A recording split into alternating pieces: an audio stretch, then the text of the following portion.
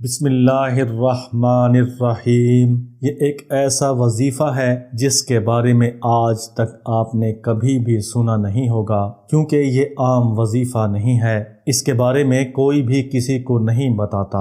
جس کے پاس یہ وظیفہ ہوتا ہے وہ اس کو اپنے پاس راز بنا کر رکھتا ہے، اور ہم بھی آج پہلی بار اس وظیفے کے بارے میں کھلے عام بتانے جا رہے ہیں۔ ذاتی طور پر اس وظیفے کے بارے میں جس کو بھی بتایا ہے، اس نے آ کر ہمیشہ مبارکباد ہی دی ہے اور منہ میٹھا ہی کروایا ہے۔ کئی من کے حساب سے مٹھائی لوگ لے کر آ جاتے ہیں۔ اللہ تعالیٰ سے دعا ہے کہ اللہ تعالیٰ ہمارا یہ عمل صدقہ جاریہ کے طور پر قبول فرمائے، اور جس کو یہ عمل پتہ چلے اس کو اس عمل کا احترام نصیب فرمائے، اور اس کو یہ عمل کرنے کی توفیق عطا فرمائے، اور عمل کرنے کے بعد ثابت قدمی عطا فرمائے۔ بہنوں اور بھائیوں، یہ ایک ہفتے کا عمل ہے۔ روزانہ ایک الگ تسبیح آپ نے کرنی ہے۔ ایک ہفتے میں 7 دن کی نسبت سے یہ عمل ہے۔ اس عمل کے کرنے سے کوئی حاجت ایسی نہیں ہوگی جو پوری نہ ہو۔ اس عمل کے کرنے والے کے دل کی ہر مراد پوری ہوگی۔ کوئی شخص بھی اگر کسی مشکل میں ہے، کوئی شخص بھی اگر قید میں ہے، یا کسی نے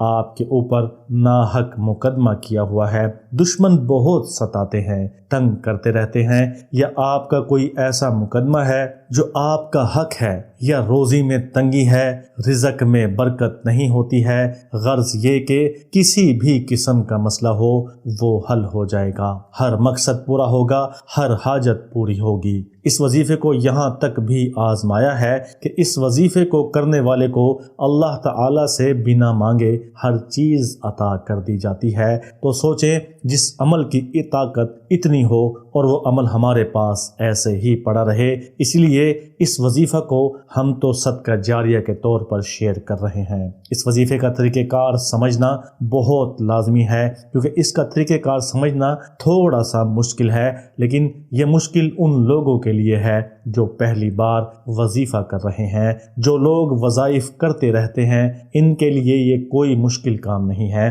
نہ سمجھنا مشکل ہے، نہ اس کا کرنا مشکل ہے۔ اس عمل کو کرنے سے پہلے آپ نے سب سے پہلے کام یہ کرنا ہے کہ آپ نے نماز کی پابندی کرنی ہے۔ کوشش کریں کہ نماز با جماعت ادا کیا کریں۔ اس کے بعد آپ گھر میں کوئی ایک جگہ متعین کر لیں کہ جہاں پر آپ اس وظیفہ کو کیا کریں۔ پھر آپ کوئی ایسا وقت کا انتخاب کریں جو عشاء کے بعد کا وقت ہو، اور کسی کا اس کمرے میں آنا جانا نہ ہو جہاں پر جگہ آپ نے متعین کی ہے۔ پھر آپ نے جب بھی روزانہ کی بنیاد پر یہ عمل کرنا ہے تو آپ نے تسبیح کے اول و آخر 7 مرتبہ درود پاک پڑھنا ہے۔ کیونکہ آپ کو روزانہ کا الگ الگ عمل بتایا جا رہا ہے تو تعداد سب کی برابر رہے گی۔ ہر کلمے کی روزانہ کی بنیاد پر آپ نے 41 تسبیح پڑھنی ہے۔ جمعہ کے بعد ہفتے کے دن سے آپ نے یہ وظیفہ شروع کرنا ہے۔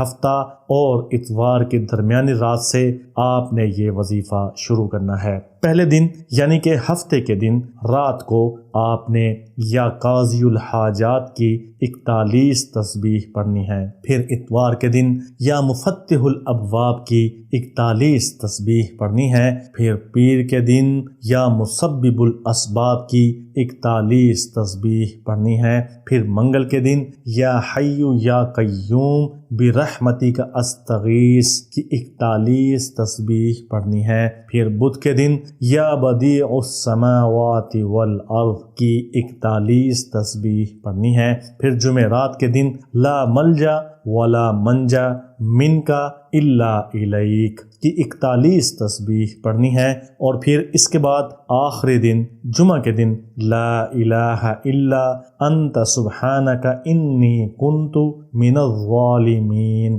کی 41 تسبیح پڑھنی ہے۔ انشاءاللہ ایک بار یہ 7 روز کا عمل کرنے کے بعد کسی وظیفہ کی کرنے کی ضرورت نہیں پڑے گی۔ ہر مقصد میں کامیابی اور ہر حاجت پوری ہو جائے گی۔ بس آپ آپ نے یہ بات ذہن میں رکھنی ہے کہ آپ نے جس وقت یہ عمل کرنا ہے آپ نے اپنا مقصد اس وقت ذہن میں رکھنا ہے۔ اس کا ایک طریقہ تو یہ ہے کہ آپ ایک جگہ کا تعین کر کے ایک ہی مرتبہ میں 41 تسبیح روز پڑھ لیا کریں، اور دوسرا طریقہ یہ ہے کہ آپ اس کو ہر نماز کے بعد ان تعداد کو تقسیم کر لیں اور پھر آپ یہ تسبیح پڑھ لیا کریں۔ مطلب آپ نے روزانہ 41 تسبیح پڑھنی ہے تو فجر کی نماز کے بعد 8 تسبیح پڑھیں، اور ظہر کی نماز کے بعد بھی 8 تسبیح پڑھیں، عصر کی نماز کے بعد بھی 8 تسبیح پڑھ لیں، مغرب کی نماز کے بعد بھی 8 تسبیح پڑھیں، عشاء کی نماز کے بعد 9 تسبیح پڑھ لیں۔ آپ کی تعداد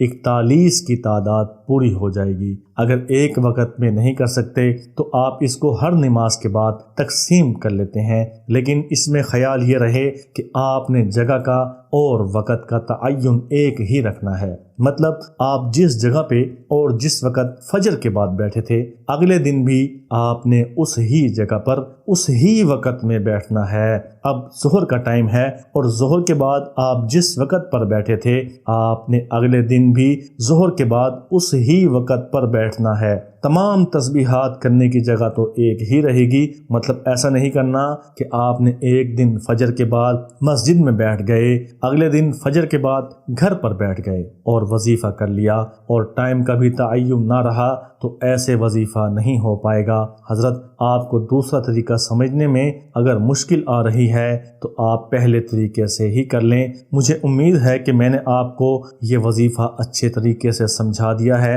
اگر پھر بھی کوئی کمی کوتاہی ہو تو انسان سمجھ کر معاف فرما دیجیے گا۔ اس وظیفہ کے کرنے کے دوسرے دن ہی آپ کی زندگی میں تبدیلیاں آنا شروع ہو جائیں گی اور آپ کی خواہشات پوری ہونا شروع ہو جائیں گی، آپ کی مراد پوری ہونا شروع ہو جائیں گی اور آپ کو تبدیلی واضح محسوس ہوگی۔ اللہ تعالیٰ سے دعا ہے کہ اللہ تعالیٰ میرا آپ کو یہ عمل بتانا اور آپ کا یہ عمل کرنا اپنی بارگاہ الہی میں قبول و منظور فرمائے، آمین۔